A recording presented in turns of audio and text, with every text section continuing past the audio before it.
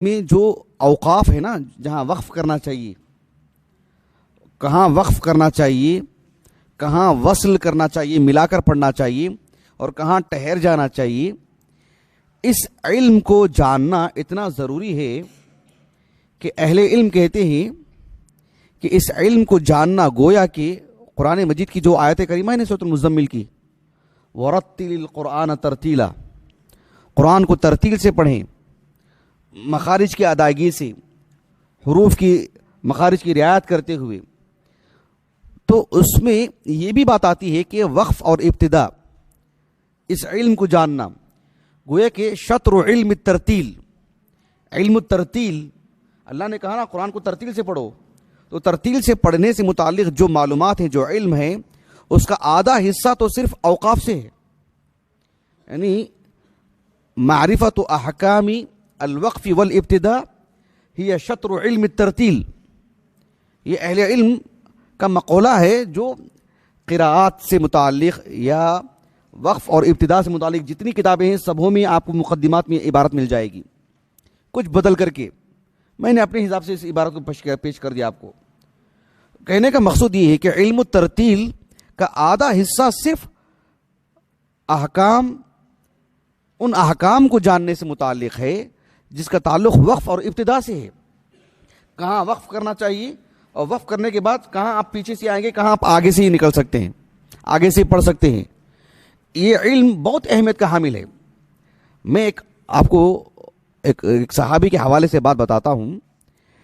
امام ابو عبداللہ الحاکم رحمہ اللہ، ان کی جو حدیث کی کتاب ہے معروف المستدرک علی الصحیحین، بالکل آغاز کا حصہ کتاب الایمان، اس میں عبداللہ بن عمر بن الخطاب رضی اللہ عنہ کا ایک اثر منقول ہے. امام ابو عبداللہ الحاکم رحمہ اللہ اس اثر کو، جو عبداللہ بن عمر بن الخطاب رضی اللہ عنہما کا ہے، اپنی سند سے نقل کرنے کے بعد کہا کہ ھذا حدیث صحیح علی شرط الشیخین ولا اعرف له علہ. ایسا لکھا ہے امام حاکم نے رحمہ اللہ. اور امام ذہبی رحمہ اللہ نے ان کے اس قول کی موافقت کی ہے. اس میں قول کیا ہے؟ کافی طویل روایت ہے، ایک حصہ ہمارے موضوع سے متعلق ہے. عبداللہ بن عمر بن الخطاب رضی اللہ عنہما کہتے ہیں لقد رأيت رجالا يؤتى احدهم القرآن، میں کچھ لوگوں کو دیکھتا ہوں جنہیں اللہ رب العالمین نے قرآن دیا. کیا مطلب؟ وہ حافظ قرآن ہیں یا قرآن سے ان کا تعلق ہے، صاحب قرآن ہیں، قرآن پڑھتے پڑھاتے ہیں. یقرأ ما بین فاتحتہ الی خاتمتہ، میں کچھ لوگوں کو دیکھتا ہوں قرآن سے اتنا لگاؤ ہے کہ قرآن کو شروع سے لے کر آخر تک پڑھتے رہتے ہیں، دورے ہوتے رہتے ہیں. لیکن افسوس کی بات یہ ہے جو خود عبداللہ بن عمر بن خطاب کہتے ہیں رضی اللہ عنہما، ولا یدری ما امرہ ولا زاجرہ، لیکن قرآن میں اللہ تعالیٰ انہیں کس بات کا حکم دے رہا ہے، کس بات سے روک رہا ہے، اس سے وہ واقف نہیں ہو پاتے ہیں، بس پڑھے جا رہے ہیں پڑھے جا رہے ہیں. ومنہم امیون لا یعلمون الکتاب الا امانی الا التلاوہ. اہل کتاب کے اللہ تعالیٰ نے سرزنش کی نا، ان کو صرف الا امانی، الامانی یعنی التلاوہ، صرف تلاوت معنی مفہوم جاننے ان کو ضروری نہیں سمجھتے ہیں. یہی بات کہی عبداللہ بن عمر بن الخطاب نے رضی اللہ عنہما. لا یدری ما امرہ ولا زاجرہ، اوامر کیا ہیں، نواہی کیا ہیں، اللہ کس بات سے راضی ہوتے ہیں، کس بات سے ناخوش ہوتے ہیں، اس کی تو انہیں فکر ہی نہیں، جانتی ہی نہیں. اور دوسری بات جو بات کہی وہ بہت اہم ہے ہمارے موضوع سے متعلق، کہا کہ ولا ما ينبغي ان يوقف عندهم، کہ دوران تلاوت کہاں وقف کرنا چاہیے اس کی رعایت ہی نہیں کرتے ہیں، اس کا علم ہی نہیں ہے، اس سے وہ واقف ہی نہیں ہو پا رہے ہیں. کتنی حیران کن بات ہے نا، سبحان اللہ. یہ بات 4 صدی ہجری کے ایک عالم دین ہیں، علمی دنیا کی معروف ترین شخصیات میں سے، امام ابو جعفر احمد ابن محمد النحاس المصری رحمہ اللہ. 338 ہجری سن وفات ہے ان کا، 330 کئی کتابوں کے مصنف ہیں.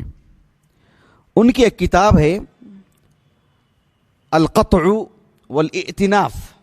القطع یعنی الوقف، الوقف والاعتناف، یہ نیٹ پر موجود ہے اور اسے آپ ڈاؤن لوڈ بھی کر سکتے ہیں. میرے پاس PDF شکل میں بھی کتاب موجود ہے.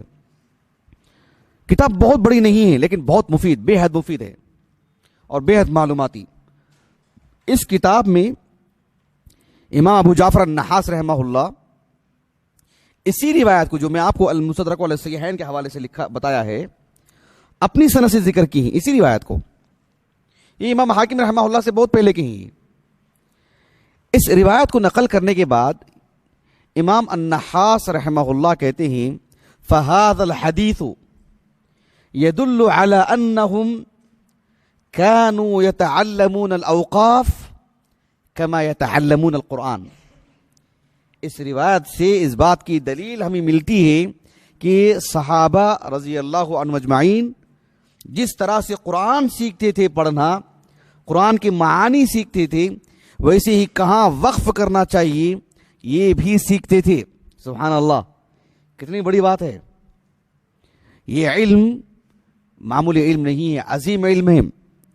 اسی لیے میں نے شروع میں کہا کہ میں معلمین سے کہہ رہا ہوں، معلمین سے، پڑھانے والے اساتذہ سے، جو لوگ بچوں کو مکتب میں پڑھاتے ہیں، جو معلمات پڑھاتی ہیں، گھروں میں خواتین بھی جو پڑھاتی ہیں، جب پڑھا ہی رہے ہیں کچھ مزید محنت کریں اور سیکھیں کہ کہاں وقف کرنا چاہیے، معلوم کریں اس کو.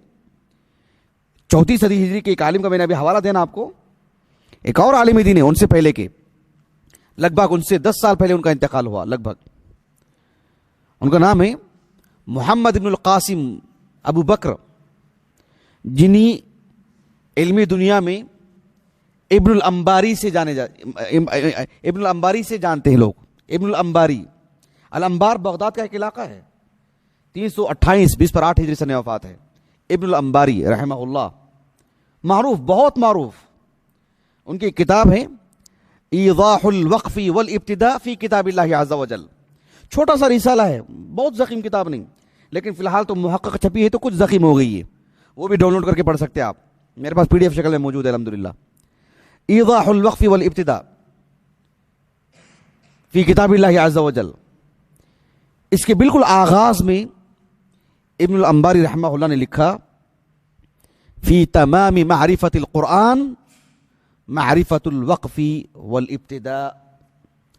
قرآن مجید کو جاننا، پڑھنا، معلوم کرنا، اس کی معانی سے واقف ہونا، یہ کب مکمل ہوگا یہ معاملہ؟